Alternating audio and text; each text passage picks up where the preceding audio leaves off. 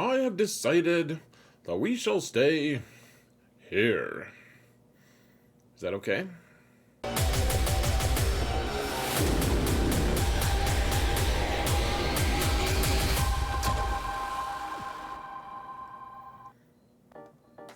Hello everyone, and welcome to another episode of Xaereth Prevails, a Grand Arena story.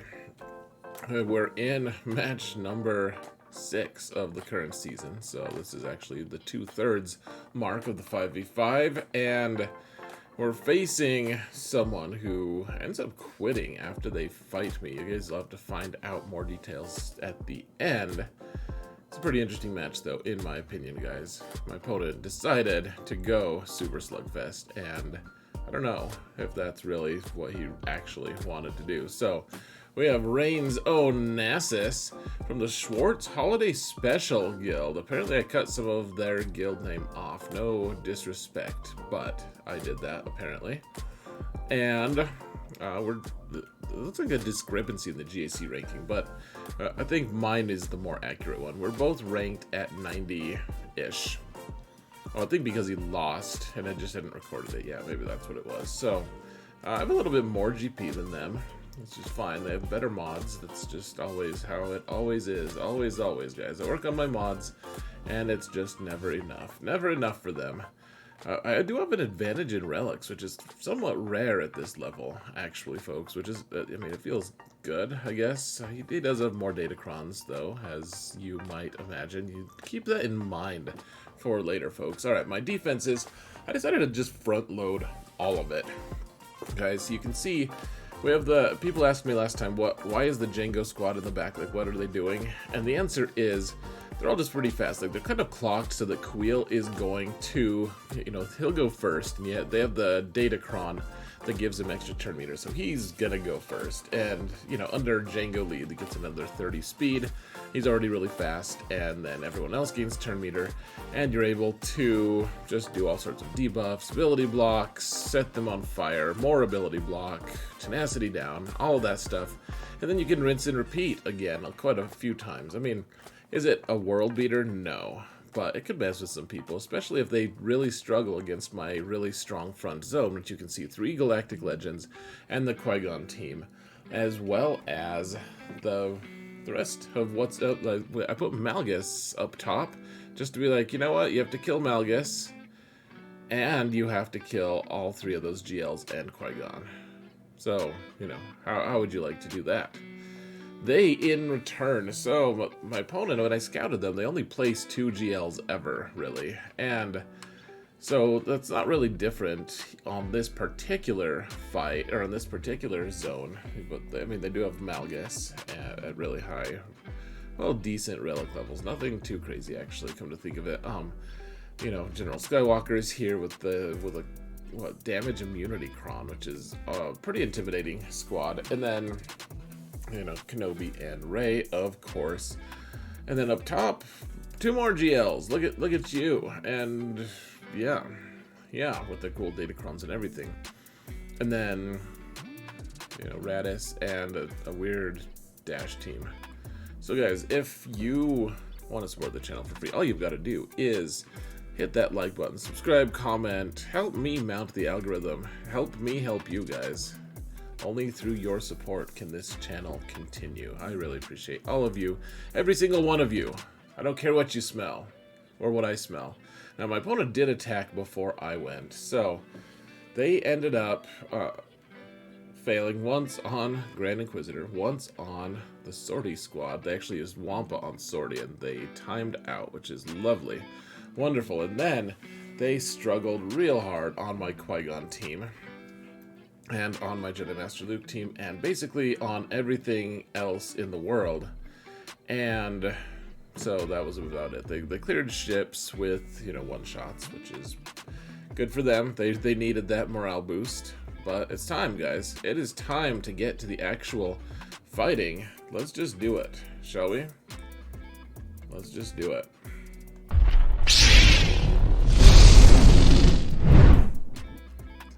Alright, so we're starting here against General Skywalker. Remember, General Skywalker has damage immunity. None of the rest of them do, because it's only for Jedi. We're taking Commander Luke. He has the good Commander Luke Kron, but I don't know. It's just a mess here, folks. It just, that's how it is. I mean, so I decided to just stun General Skywalker if I could. And then eventually I would get something to be able to dispel him. Okay, so game's on. I mean, Chewie's already kind of hurt. And, I mean, it's just a mess. Without being able to do our initial damage on him, it's just, yeah, it's not wonderful. So we gotta focus down 5s. He's already taunting, so we can't even contemplate something like creating super clones here. We gotta take Rex out. Alright, can we take out... Okay, we got him before he was able to stand up. And then we just used Riposte to take him out. I mean, dropped 8 banners. Here's the thing, guys. We don't need to care about banners here, because my opponent, as long as we can clear, we have to care about clearing. We don't have to worry about banners, though. As long as we can clear, we win. He actually failed so many times. I was like, man, I wonder if even if he cleared all 4 zones, I wonder... He failed so many times. It's mathematically possible that I could potentially win by only clearing 3 zones. That is actually possible, whereas I've never seen it happen before. So we're using Sith Eternal here against Jedi Master Kenobi, and this has been my go-to from the very start. And this has always been, to me, the example of like, well, this is why, this team is why, like, Datacrons aren't completely broke. Like, you have to think outside the box a lot in order to make Datacrons work. And, you know, Sith Eternal, though, now that he has his own Kron, it's even easier. But this was already pretty standard, I would say. I mean, we've got the 3rd stack of Beskar ingots, which isn't always guaranteed with the Stun Kron Jedi Master Kenobi, but for the most part, I mean, this isn't too bad. It's not too bad, guys. Let's dispel some debuffs, or some buffs, I suppose, fry some people, and I mean, we're gonna lose all of our people, but we do have a lot of armor and resistance on his Datacron, so it's gonna be tough for them to get through everything. And with the 3rd stack of Beskar and with the dispel with the tank tech, like Sith Eternal's just an immovable object, essentially, folks. I mean, you can see that I put the link onto Kenobi because I don't want him to have protection. I don't want him to be able to regenerate protection. I want it to be all gone, because he's tough to kill. He's a tanky fellow, and yeah, we don't want him to have access to good things, of course. So yeah, we're just gonna keep going. I guess we'll just fry Ahsoka. That's kind of cool. It's pretty sweet.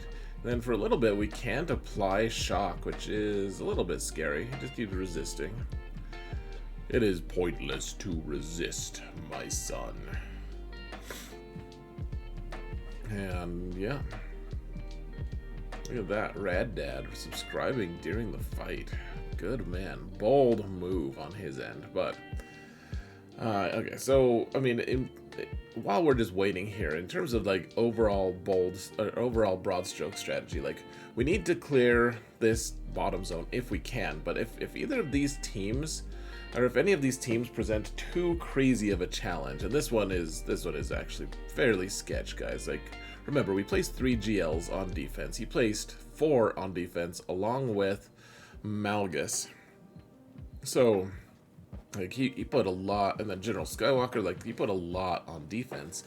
And so this Rey is fast ultimate Rey, and the goal here, of course, is to, you know, take Rey out, of course. But I mean, she's already in her ult. Like, usually against normal Reys, we're gonna end up being able to just you know. You don't know. You're waiting for me to say it. I'm sorry. I'm distracted by how difficult it is to take Rey out here. I mean, so her ult doesn't do extra damage or anything, but oh, look at that. We just got the random extra kill. That was fancy of us. So gosh, we really want to get her into damage immunity. There we go. So she's not doing whirlwinds here, which is pretty nice. But The goal here, we just need to take her out immediately after she does her ult.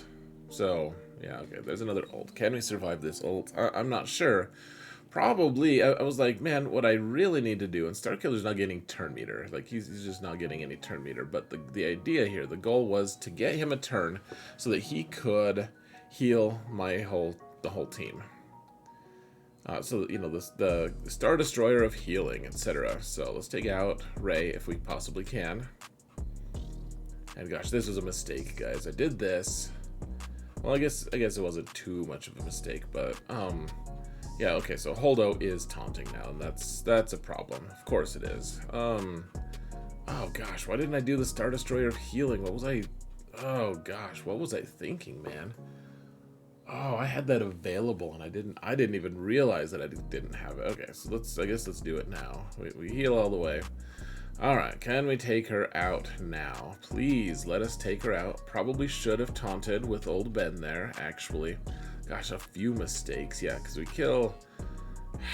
Man, that's frustrating. If I had taunted with old Ben, we could have made that happen. Could have hooked it up, but as it stands, I decided to just let it time out. We were gonna die here. She would just ult all over us, and we would die. And that would be really sad. So... we'll just time out and we'll clean it up with a Mon Mothma squad. I mean, a couple mistakes there. I can't believe a couple of those. Man, it's embarrassing. Okay, so take Mon Mothma here. We want to...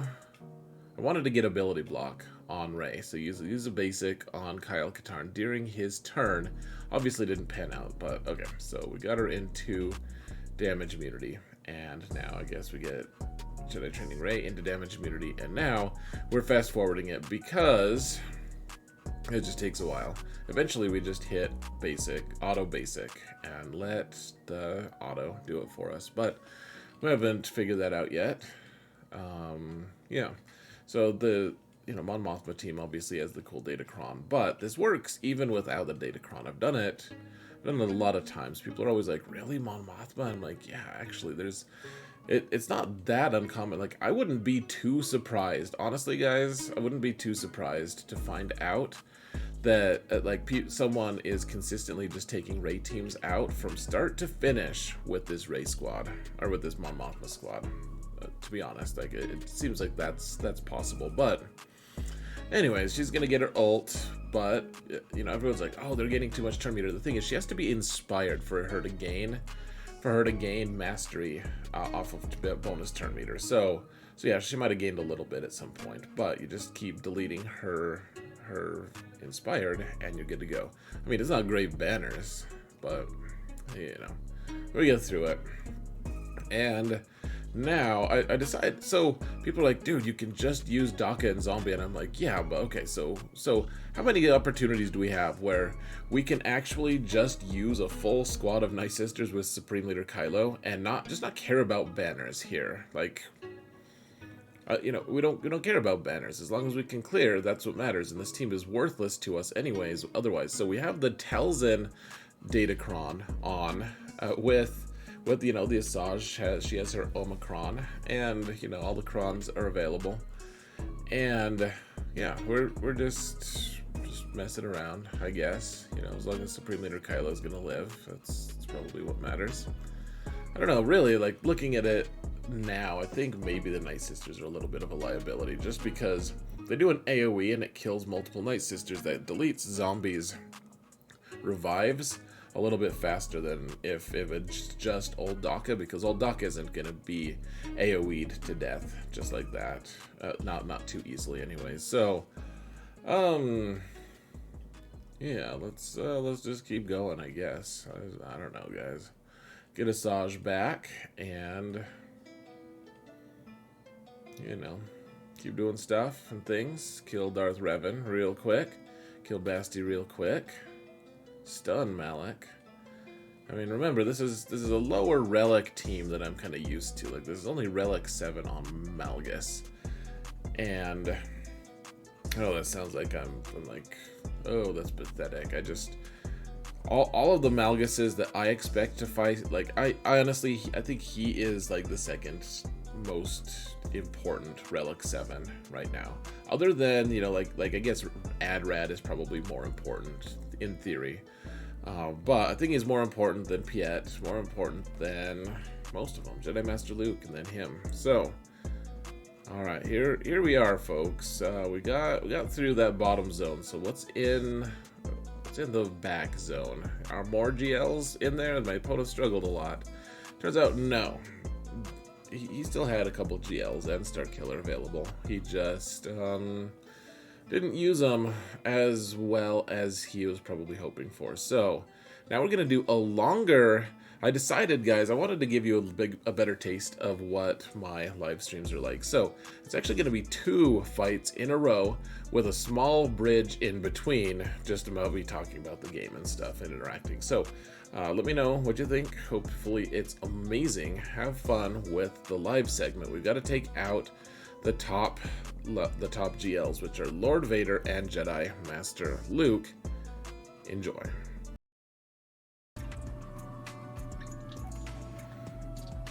Okay, so Maul does his thing, Canderous gets his thing, and then Maul... Oh, here we go. Okay, so... Gosh, who do we give this to right now? I mean... Probably to... Because Mando's the one who triggered it. Hopefully, though... Oh man, is he just... He's... Oh, he killed... He just one-shot Bosk. That was brutal as hell. Wow. Wow. Okay, so let's kick Maul in the nuts. Oh no, we should have kicked Vader in the nuts, actually. Oh, and he's 2... Oh, dang it. Oh, this could end up really bad, guys. Yeah, okay, so Vader does his thing. Damn the man. Okay, so let's get some turn meter going here, at least, hopefully, soon. Okay, give this to Fennec. Gosh, we really should have been kicking Vader there, though. Okay.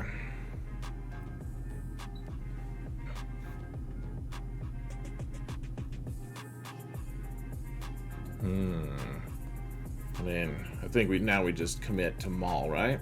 Or does I think Bando go... He's already crit one other time. Hopefully he gets to go and call an assist. Hopefully he gains some turn meter. Yeah, okay. Okay, so... Tell you what, this seems so silly, but we're gonna just snipe out Vader because he's gonna do his merciless here, and that's gonna be really bad. Okay, that's not cool. That's not okay. Yeah, keep Fennec not dead, please. That would be perfect. We could go ahead and just do that.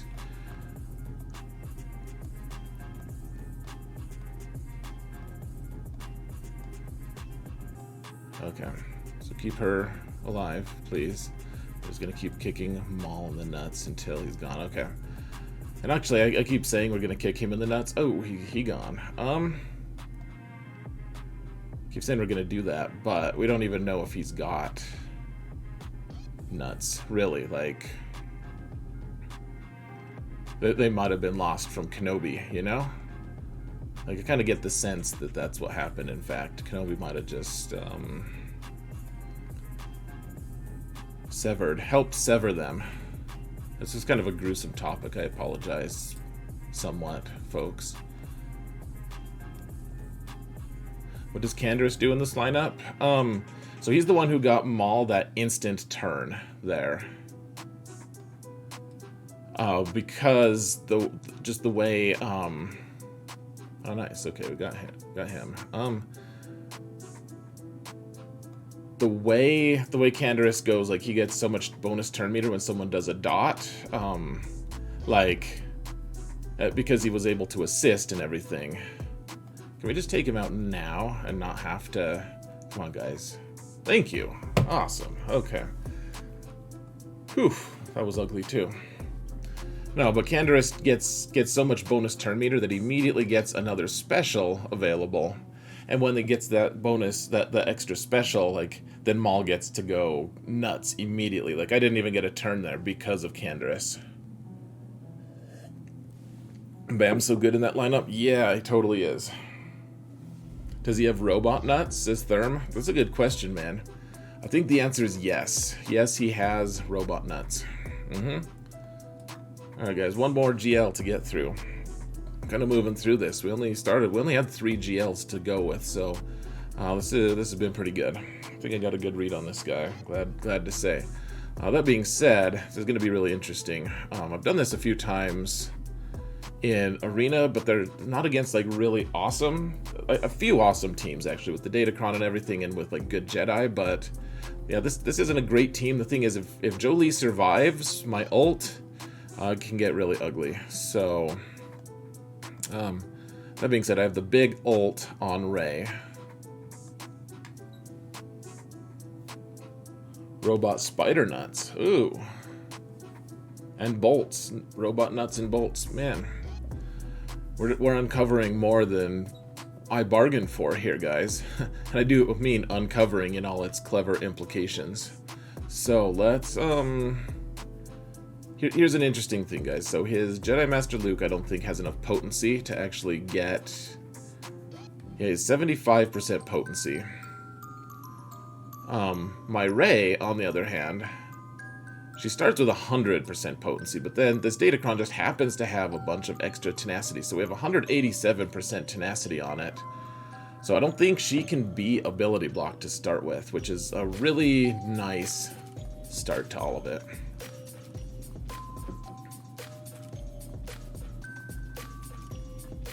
Olives, yeah, man. You could just follow that rabbit hole for a while. It's a whole mess. Look at that. He didn't apply it to anyone. That is nuts. As I said, clever implications, folks. Okay, let's give this to Holdo. Maybe she'll hold out a little longer. I don't know. Oh, jeez. See, we need our guys to survive. That's the key to this. We need our people to be alive for this, and that's not really working out for us that well here, in fact. Jeez, not good, guys. Not good. Can you just heal yourself, maybe? No? I guess it does heal you anyways. I don't know, guys. We really need Rey to get her ult here before. Don't kill her. Oh my gosh. So now we're doing. Our ult is way less effective now. We needed at least 4 there. Ah, jeez, guys. I don't think. Okay, so we might not get through. We just might not get through. Damn it all. We'll just have to see. Hopefully we kill someone. If we can kill Jolie, that'll be great. I kind of don't think that's gonna work. Let's find out. Who do we kill? Anyone? Oh, we killed okay, all right. Looks like meat's back on the menu, boys. Yes. All right, cool. All right, we're just gonna wait for another ult here, I think, if we can. If that's something that's possible here. I mean, they're hitting under our. Gosh, okay, fine. Let's just do a whirlwind for funsies.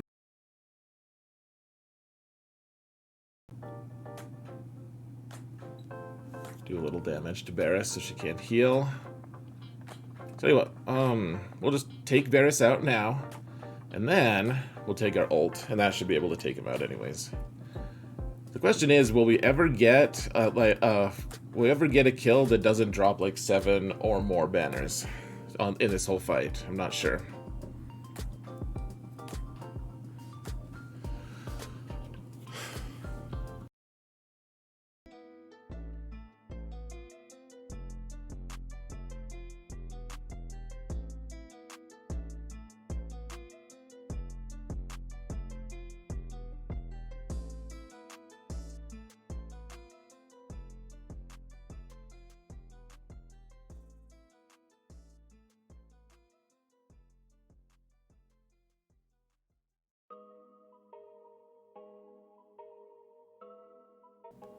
Alright, folks, so sorry about that. I think you guys are going to end up having a weird moment where my mouth was moving, and then I started the Bad Batch fight, and no words were coming out because I didn't turn the volume back on. So, sorry about these technical difficulties, folks. There was that weird other glitch as well in there. You guys have no idea.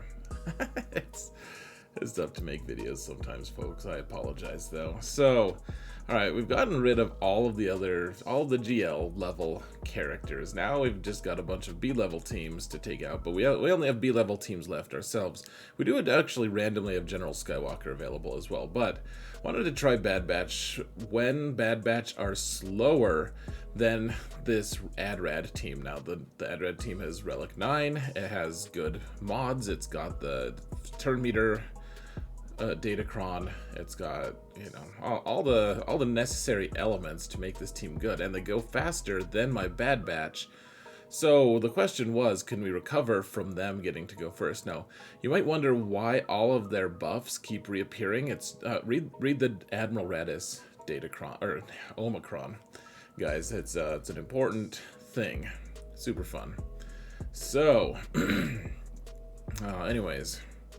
Alright, this was actually fairly scary. I'll tell you what, guys. There's actually... I think I need to stop blundering into this. Jedi Revan lead teams are actually kind of susceptible to a really strong, really well-constructed dash team. And you can see here that Basti would have been dead here, except for Savior. And now we don't even have a revive available. We barely survived. If they had been higher relic levels, I think we would have been in serious trouble on this fight because of the pre-nuke that they set up for us. So, got to take out their Vander Chewie here, guys. And then, once Vander's gone, then we can do all sorts of... I mean, this is so silly, too. Like, we have Riposte on this team because of the Jedi Knight, Luke, Datacron. And that means that we can call someone to assist and just hit underneath Nest's protection. So we don't even need to use Jedi Revan lead to be able to take her out. I mean, yeah, once you get the momentum going, this team is, you just smoke them. It's pretty dang easy. But all right, so we've got the other two. We've got the teams here. I wanted to show you guys how to use Wampa to solo a sortie squad. Now remember, sortie with a lot of health is pretty scary, actually. Okay, so hit BB-8, and BB-8 dies, but then is revived from the spare part, so BB-8 can't hit us back. That's the important part here, guys. We don't want BB-8 to hit us back. We want counters on BB-8, and that's it. But then otherwise, because BB-8 can hit us back and put tenacity down on us. So, once everyone's gone, now we're going to speed everything way up. But you just want to hit auto every once in a while. Take it off auto and do the AoE, because he doesn't do an AoE on single targets. But then you're just gonna, the auto is going to roar when you can and everything, and sortie gains so much bonus protection. It's just pretty gross. Look at all the dots, all the everything here. But notice the ramping damage as well. Like, we started at 75k or something like that. We're at, 126k. And at some point you reach critical mass where you just take all these turns because you're getting faster. I think he gets faster because of the dots. And he's, he's countering, so getting turn meter. He's doing all this stuff. And eventually you just overwhelm with damage. So it takes a little bit of time to get it done. But... that works out. Alright, so we've just got a standard bounty hunter team. Like, you clearly didn't count on me getting through that front zone, or if he did, he didn't think I'd get through the other front zone, which we're just all through all of his zones, guys. So we're gonna use... hey, look at this. We finally get to use troopers again with the turn meter cron, guys. It just makes troopers so worthless. I don't expect to use them again this season, frankly. So there is that. We have more banners than my opponent now, so we've won. But can we just full clear? Let's just full clear if we can. So I was like, you know what? Let's just take General Skywalker here, and I don't care about banners here against the Ackbar team. Let's just do it. So that's why we're like fast forwarding here, because you guys know how it goes. I mean, General Skywalker against an Ackbar team, it's not gonna end well. So all right, there it is. And now we've got ships to deal with. Huzzah. So, this Executor team, you use home 1 here, and you gotta just shoot that IG-2000. If IG-2000 doesn't die, then you are probably screwed for the most part. Usually you can do it. It's just scary. If Falcon decides not to assist ever, though, it can get real dicey. And then Houndstooth is going to taunt, and then you're screwed. So, it doesn't have as much initial damage available because Xanadu Blood's not there. And Xanadu Blood's a huge source of their damage, obviously. But, still pretty scary. So, they've got their blue contract now, guys. I've kind of started thinking of them in terms of blue contract. You can see those blue effects on them, and then the red contract is when I have undispellable buffs or debuffs. So, yikes! Did not want to shoot Slave 1 while he had retribution. So, I mean, we're in pretty hot water here, folks, actually. Gotta take them out. So they don't have any more reinforcements here. They don't have breach, so we can dispel this. And then, yeah, I want to take that guy out. But look at that. They have the red contract now. So not far away from being able to destroy our capital ship. So the question is, can we destroy Home 1? Or, sorry, can we destroy their Houndstooth before they get their ultimate? And the answer is no. But we actually just had enough momentum that we just took him out. Like, Falcon's even stunned there, so I don't know. Pretty weird. Alright, so let's take Malevolence here, because the Gauntlet kind of makes things weird. It makes it a lot harder for Negotiator to win. And at this point, like, so we got into this, I don't know, debate is, I don't know what word you'd use, but like, people are griping about datacrons and about CG and all this stuff, and I have things to say about all of this, you know, like, not all good. I'm not trying to just defend CG here or anything like that, but, so I'm kind of distracted while I'm playing here, and you guys will see the evidence of that in the next fight, but, you know, we're just moving right along, you gotta kill the bomber as quick as you can. Like, that's the main thing, and then you try to kill Vader's tie, and once you can do that, gosh, stupid shuttle comes in and shuttles our mouth. No, he should shuttle his mouth. I should stop making stupid jokes, but I won't. So, yeah, killed Vader there, thank goodness. And now Gauntlet is taunting.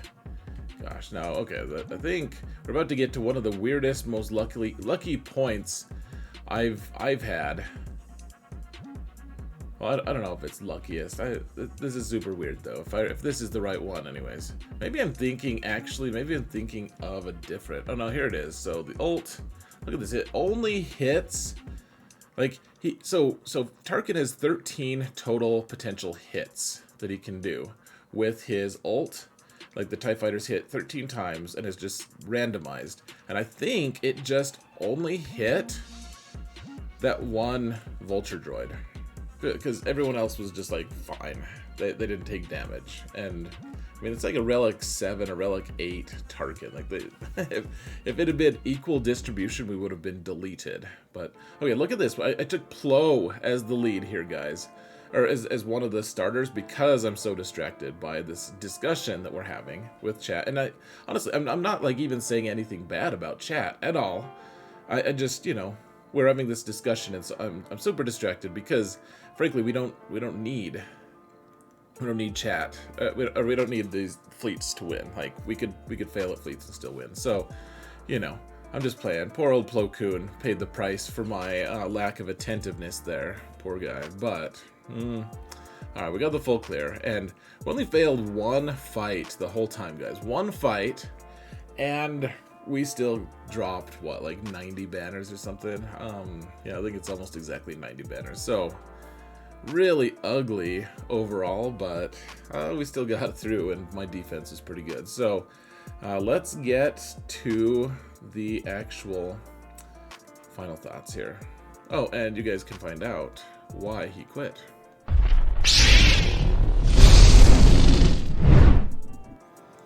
So, here is my opponent's character sheet, character card. Like when I clicked on them, they didn't have a guild, and I was like, oh, they're probably just switching for territory wars, you know, the pretty standard thing. But then look at their name on the top left there, guys. Datacrons made me retire. I don't know, guys. It just seemed really whiny to me. I realize people don't like Datacrons.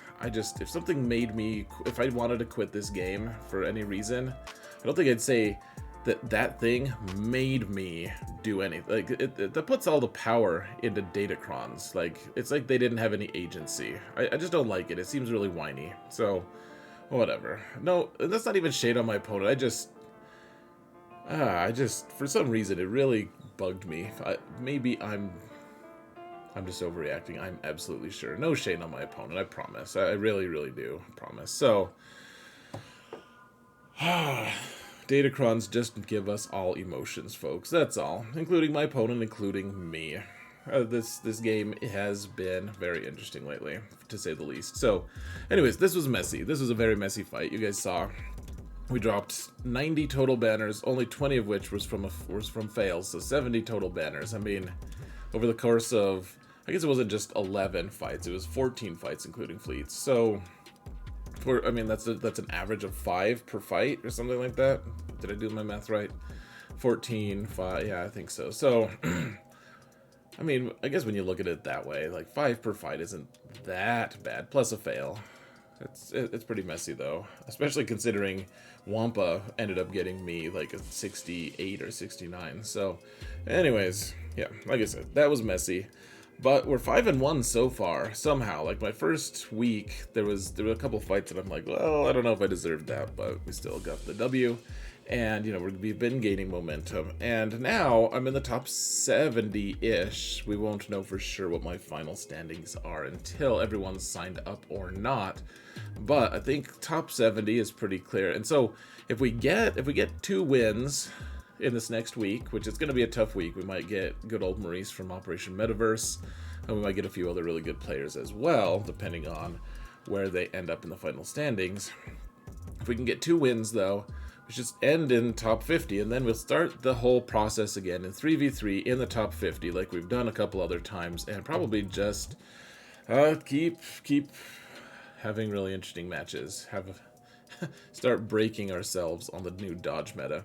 Anyways, folks, I'm just pleased. Like, we're at 5-1. That means we have a winning record this season at the very least, and hopefully we have a good final week. How have you guys been liking 5v5? Would love to hear what you have to think. Tell me what you think of this fight in the comments.